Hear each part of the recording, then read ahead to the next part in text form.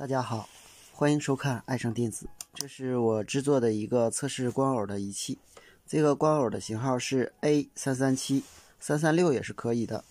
首先这个是总电源，我们打开以后，现在是下管导通，这边是下管导通，所以指示灯亮。这个电流表偏转，我们按这个按键的时候是上管导通，这个电流表偏转，这个指示灯点亮。这边是相应的熄灭，这就是分为上下管。在这个电路里呢，我们要把保护去掉，它才能够正常工作。这个就是 A337 驱动光偶，它主要是用来驱动 IGBT 的。好，下面我们看一下详细电路。好，我们看一下这个图，它的一角是 VEE1，也就是初级供电的 D，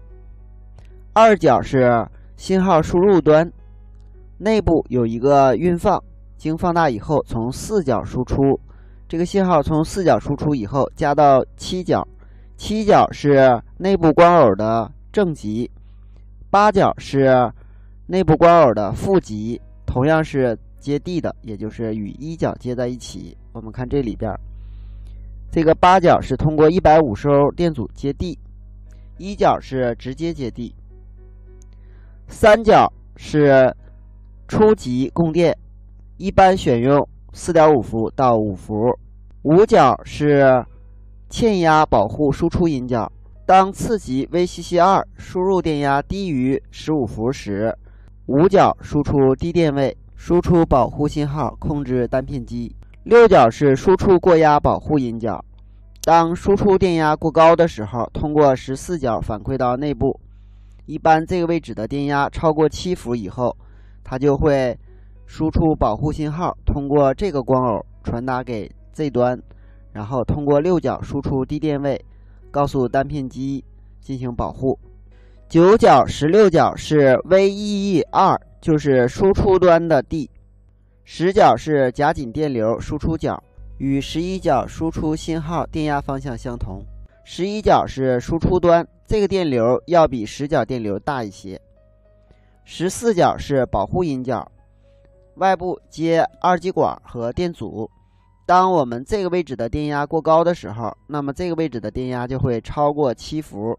这时内部电路就会进行保护。15角是测试引角，测试这个保护光偶的。12角是 VCC2， 是输出端电源供电端，这个供电范围比较宽，可以在15伏到30伏之间。